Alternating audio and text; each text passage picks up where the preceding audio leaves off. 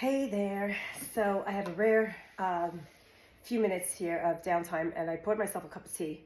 It's actually Yogi blueberry tea, and it always has the tea bags have this little inspiring message every time. It's something different. This one says, "The brightness of your being is generated from within."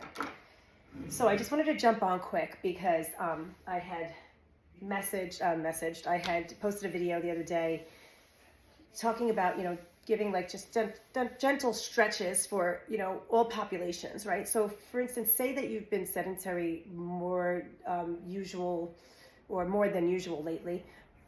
Usually, it happens a lot in the wintertime too. We're not outside as much, we're not walking as much, we're not as active. Say there's circumstances in your life recently that, you couldn't go to the gym, or you can't even go for a walk, even if it's nice out. And you're just spending a lot more time on the couch or, in the house and just, again, for lack of a better term, sedentary. So I did want to just give a couple of quick things. I'm going to just give one or two right now. So Margot, my doggie, is next to me on the couch, my old girl. She's going to be 13 in a few days. And Rocco is by the front door looking out. Signs of spring are in the air. I'm very excited about that. My husband's upstairs with a music student. And I'm just, I have a little time before my next student comes. So figured I'd share. Okay, so say you're sitting on the couch. And you're back here, you're just slouched in, you're watching a Hallmark movie or Discovery ID or whatever you decide to watch, or, some kind of movie. I implore you to take breaks, stand up, of course, and just do some standing stretches. I'm going to do a little series on standing stretches in the coming weeks. But for now, if you're on the couch, come away from the pillows, come away from the backrest, and try to sit more toward the front edge of the couch. Feel your sitting bones, your butt bones. If you have to, you can pull the fleshy part of your butt back or to the sides, so you can actually feel your bones a little bit more.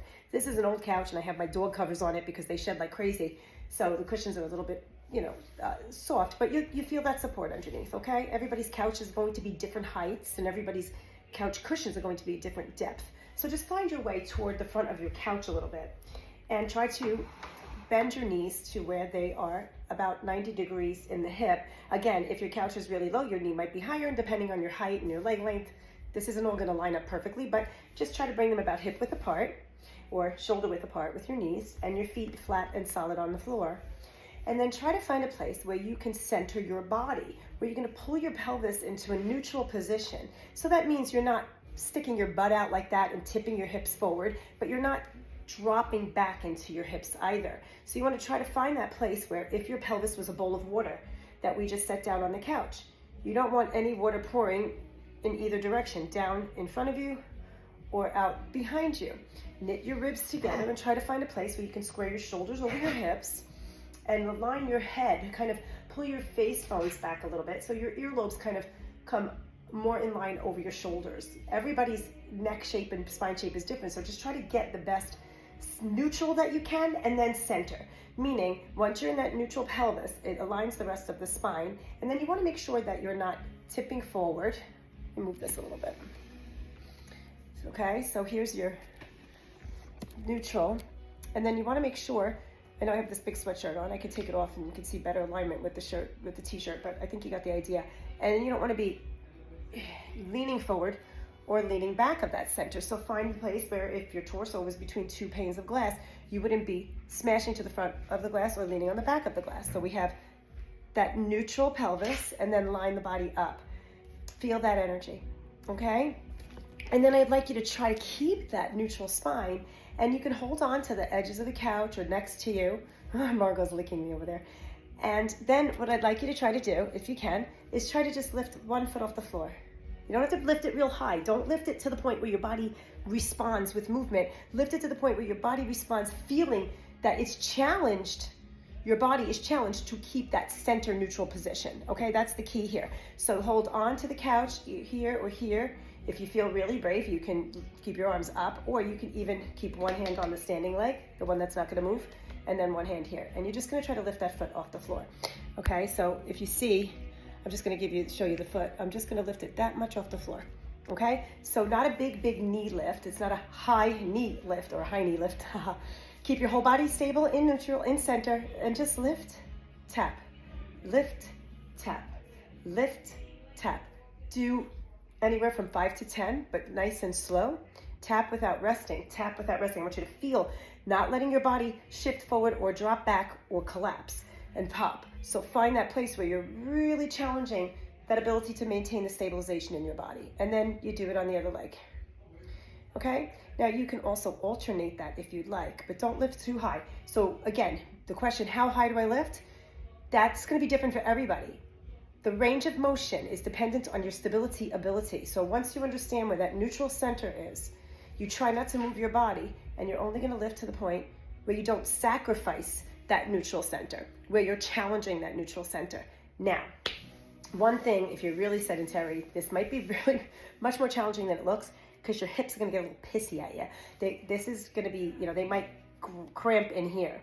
So be sure to stand up and stretch out a little bit if you can. So if you want, before you even do that, you can stand up and just take, let's see if I can just move this. Yeah, and just take a little stretch kind of forward and back and move your hips around. It's kind of like you're a hula dancer, okay? Everybody can do this, I don't care who you are. And just walk through the knees and then shake it out, okay? And then what you can do is come back to sit and then try to find that center neutral, and then go ahead. And again, make sure your ankles are lined up under your knees. When you set your legs and your feet, you want to make sure that your feet are not back here, so you don't have a really hyperflex in the knee, and you want to make sure your feet are not too far forward of your knee, so that you don't have that overstretch in the hamstrings either. Okay, so we want to find that place where the ankles line up under the knee. And again, once you shook out the little angriness here, you can come back into that center and try to do it. You can even alternate and try to do marching. But what you don't want to do, again, the movement of the legs, the objective is to move the legs without moving the body or sacrificing your neutral centered body. Working your core muscles and tissues without even really moving your torso. It's working on those stabilizers, your internal support structure, which is very important for posture and even balance when we get to the standing work. Okay, so here we go. If I want to go marching and alternating, I want to make sure I'm not shifting body weight. I want to lift in and up, plant that foot, lift the other, or just do a few repetitions on one and then a few on the other.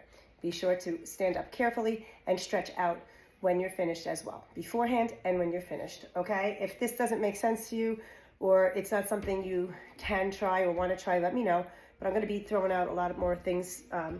Putting up a lot more of these quick little videos for people to just be able to exercise a little bit and stretch throughout your day, whether you're sitting at a desk all day or you're just happen to be home a lot, or a combination of everything. All right, so let me know what you think. If you do try it, video it and send it to me.